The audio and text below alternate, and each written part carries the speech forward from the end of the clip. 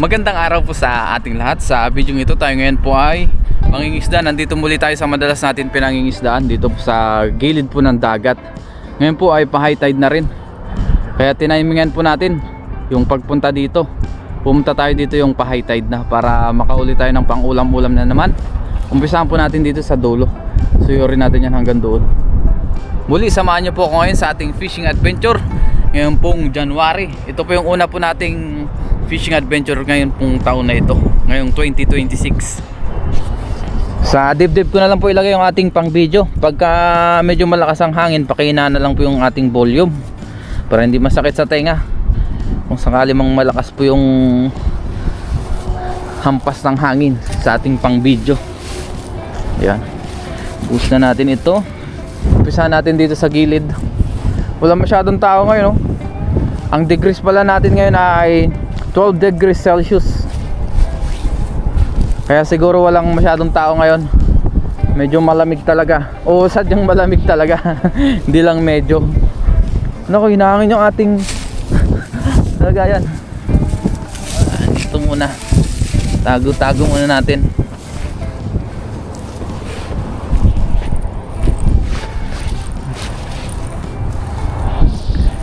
Tago-tago muna tayo. Kaya tayo dito maghagis. Unahan natin dito. Oops. Yan, unang hagis. Yun.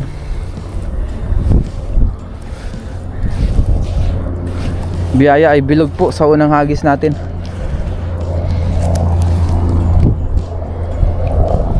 Doon po yung maraming namimingwit sa kabila.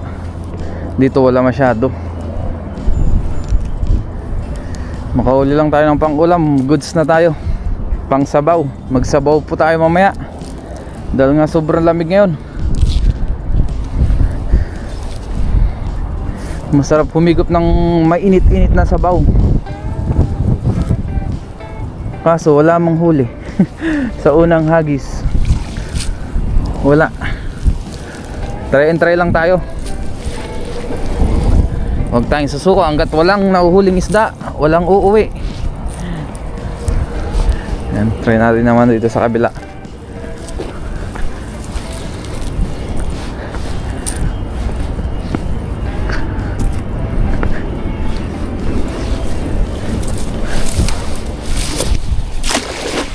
Yan. Kailangan natin makahuli. Dito po is spotlight talaga. Medyo na out of balance tayo pag naghahagis. Kaya kailangan ingat-ingat tayo, kundi diretso tayo sa baba. Ang lamig pa naman.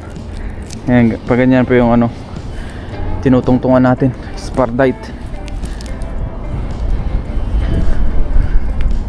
Parang walang isda ngayon. Nilamig yata. Wala tayong nararamdaman na malakas. Wala nga, oh. Nilamig po ang mga isda.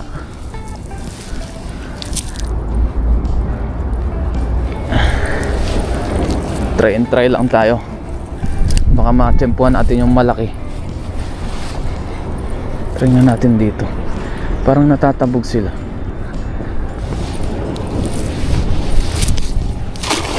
Ayun. Dito kahit anong bilog ng hagis, kung wala talagang isda wala po tayong mahuhuli. Pero dahil nga kailangan natin tiyagain, edi malay naman natin makahuli pa rin. Dito tiyempuhan lang din talaga ang isda dahil nga sobrang lawak dito. Marami silang lalangoy yan, paalis.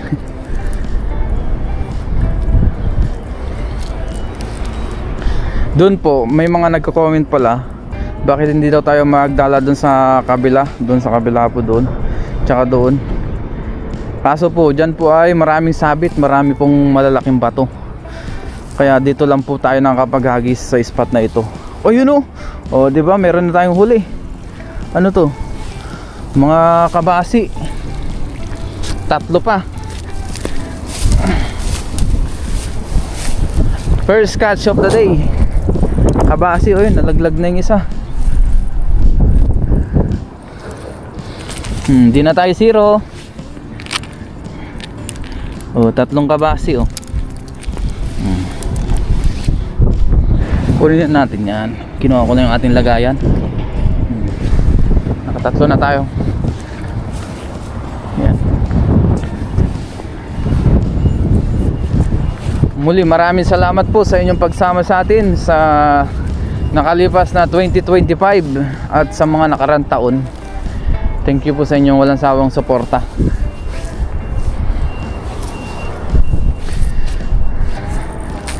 At sa mga susunod pang taon, thank you po.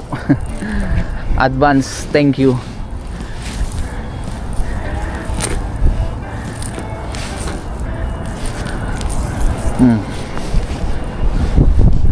Try naman natin dito sa kabila. Try natin maghagis dito guys, sa taas. Baka nandito sila sa gilid-gilid. Ngayon, umabot naman siya.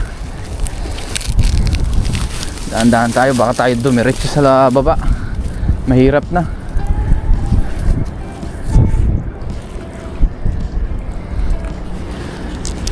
Mga tiyempo lang tayo ng malaki dito, goods na. Kota na agad.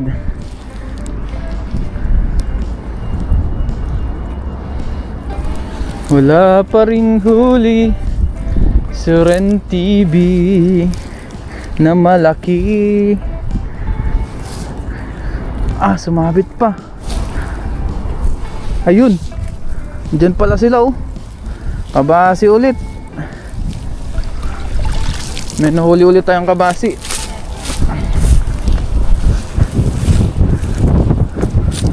Ayun oh, kabasi. Dalawa. Kahit pa ganyan-ganyan, basta meron, di solve na.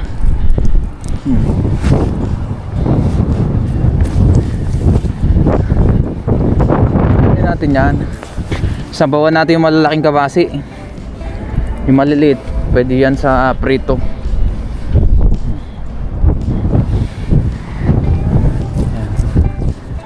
Yan yung kabiyaya dito sa dagat ng Taiwan. Sipag lang at tiyaga, pwede tayo makahuli.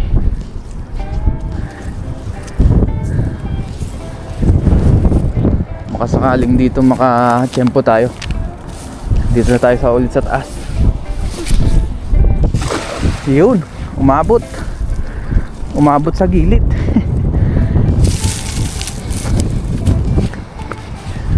Kay lamig ng hangin na dumadampi sa batok ko.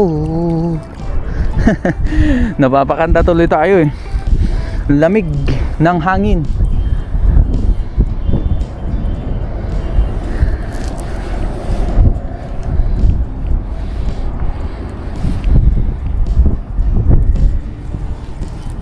Meron kaya dito? Sumabit pa. Mukhang wala na naman ah. Ay meron. Ano to? Uy, kabasi ulit. May banak din oh. Kahit pa ganyan-ganyang huli, okay na. At least meron. Oh. May banak oh. Kaya lang medyo maliliit tong banak. Parang hindi pa pasok sa size na maganda-ganda yan. Maliliit pa siya oh. Ito pwede na to kabasi. Itong banak, balik natin to, masyado pang maliliit oh. Tsaka ito, maliit pa masyado yan. Yan, lipat tayo ng spot. Doon tayo banda sa malapit sa Lagusan. Baka sakaling doon makatiyempo tayo. Dahil may sabit dyan, dito tayo maghagis. Yan, dito.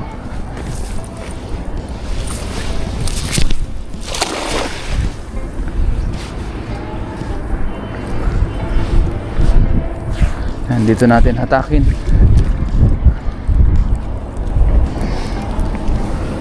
Baka sumabit pa dyan.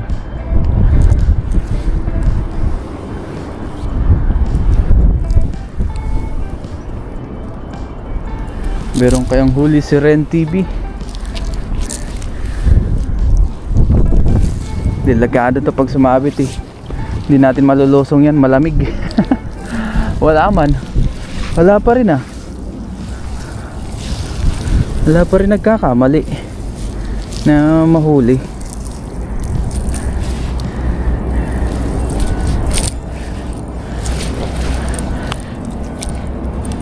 Medyo matumal ngayon pero tiyagaan lang talaga. Pag walang tiyaga, walang pang ulam. Na medyo matumal, hagis pa rin tayo ng hagis. Baka naman matiyempuan na natin dito. Dito nga, try natin. Baka nandyan yung sea bream.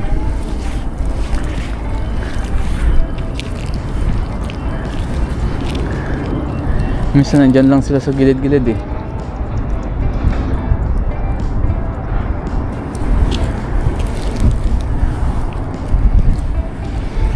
Yung mala ah, walang tao dito ngayon. Yan sa Lagusan, walang namimingwit.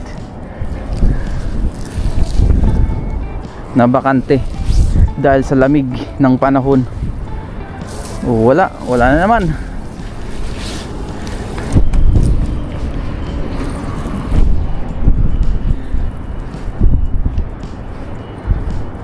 Try naman natin dito. Ayuan natin. Sumabit pa sa ating paa. Baka nandyan naman sila sa gilid ng Lagusan.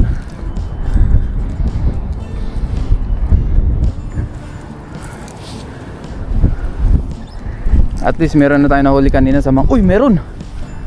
Meron, malaki oh! Dahan-dahanin natin, malakas ito. Meron po tayong nahuli. Ayun oh, laki. Ang laki ng kanyang langoy. Ayun oh, bangus yata ito. Bangus ba yan? Ay hindi, barakuda.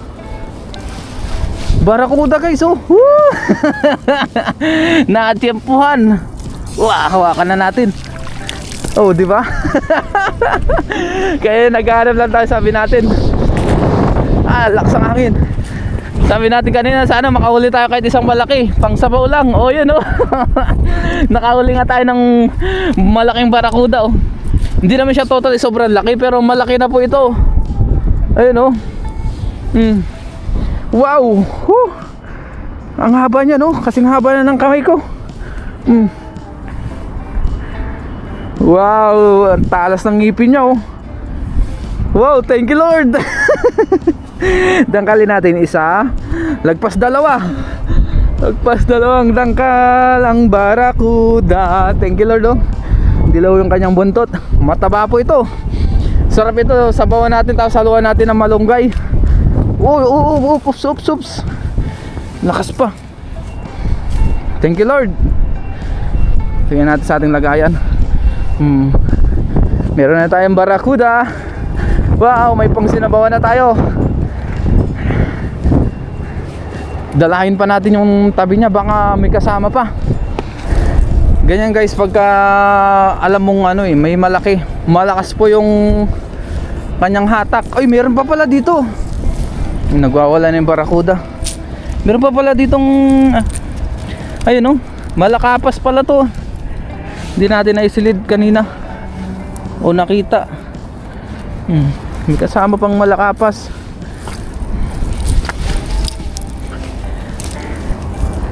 Hagisan pa natin yung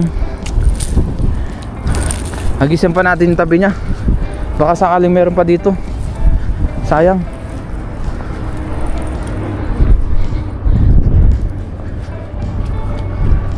Layuan natin dito.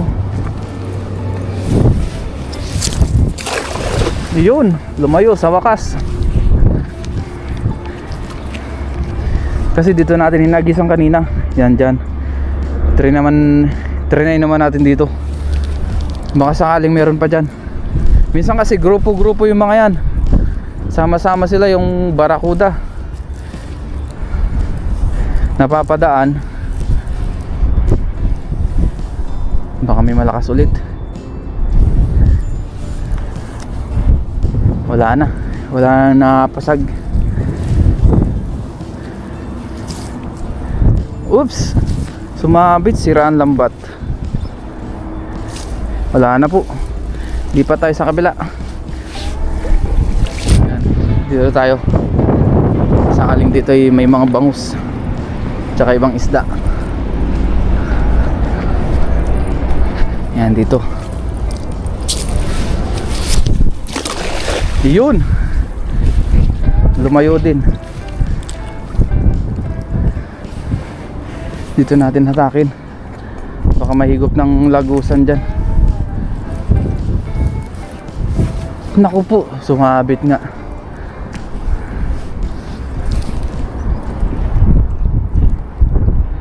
Sumabit to.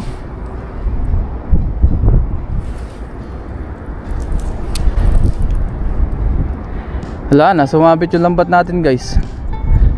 Hindi na po tumahatak. Sumabit sa lagusan. Sayang. Sala yung ano natin, yung ating paghahagis.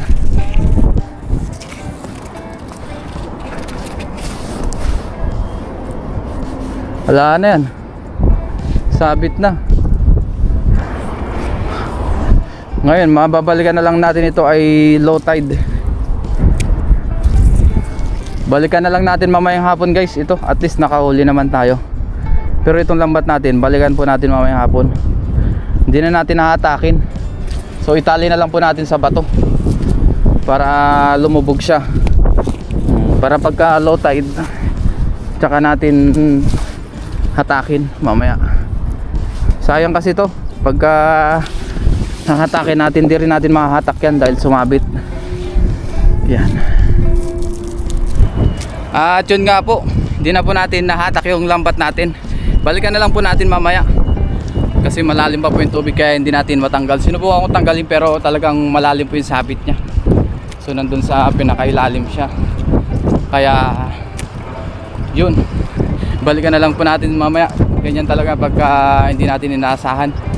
Mga hindi natin inasang hindi dapat mangyari, nangyayari.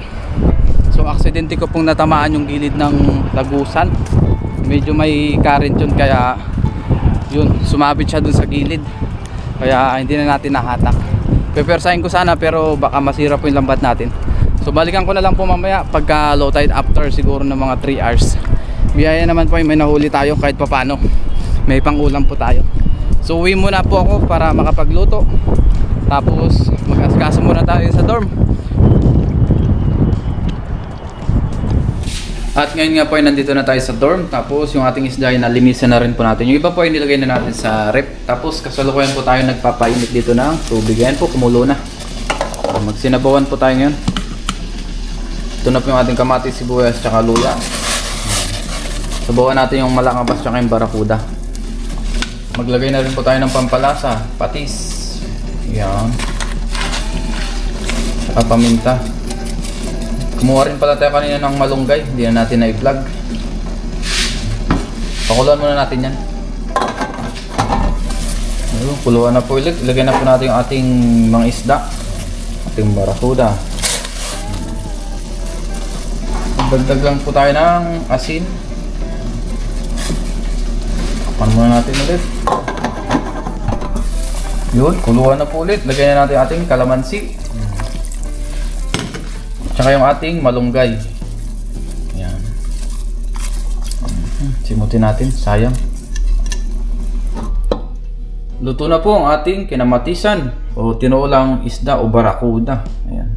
At malakapas. Kain na rin po tayo.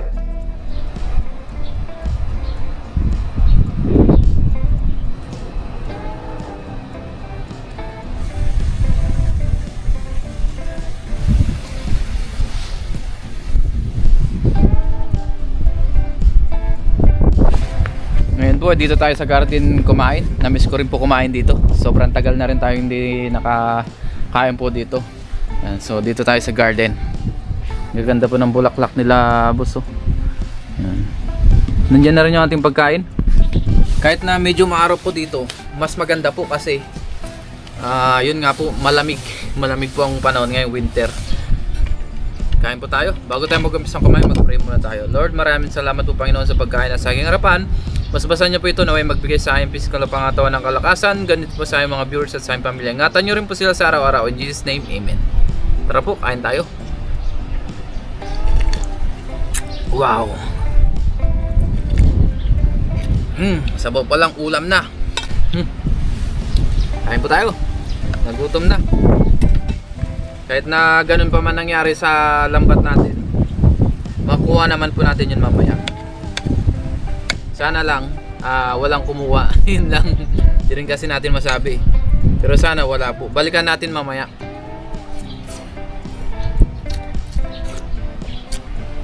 Dahil may kamahalan din po kasi yung lambat ngayon. Kung sa peso po yun ay nasa 3,000 na po. 3,000 pesos.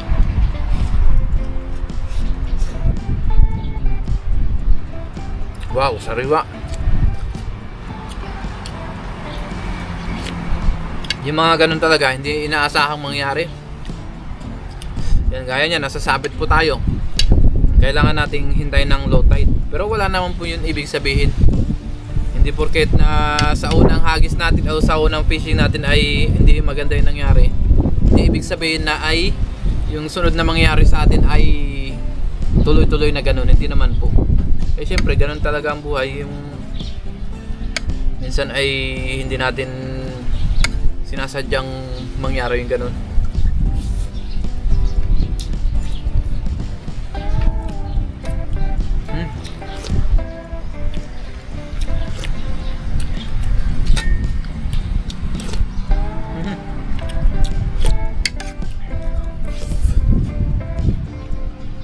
Sa susunod, mas mag-iingat na tayo.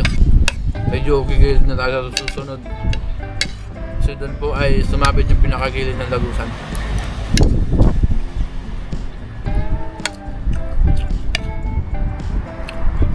Dati nasabit na rin tayo doon kaso matagal na yata, mga I think mga 8 months ago na yata, mga ganun. 7 months or 8 months ago. Ganun din yung nangyari sa atin. Tapos binalikan na lang po natin.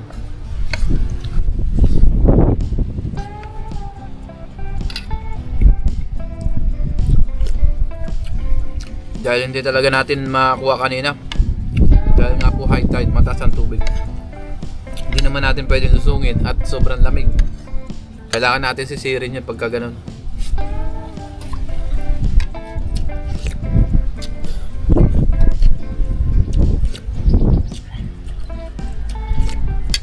Oh.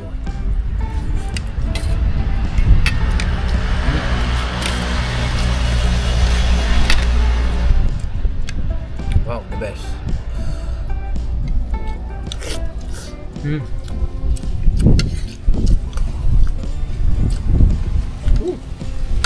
Sarap ng sariwang barakuda.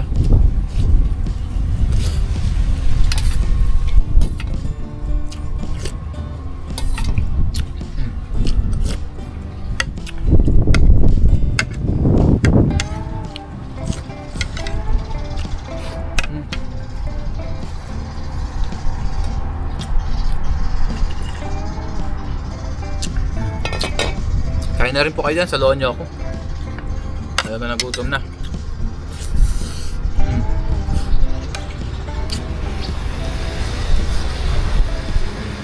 Grabe, ang taba na naman ng barakuda.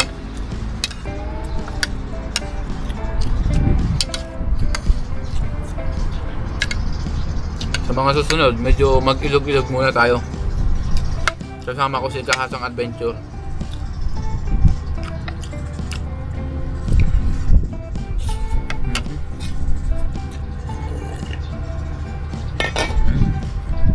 The best.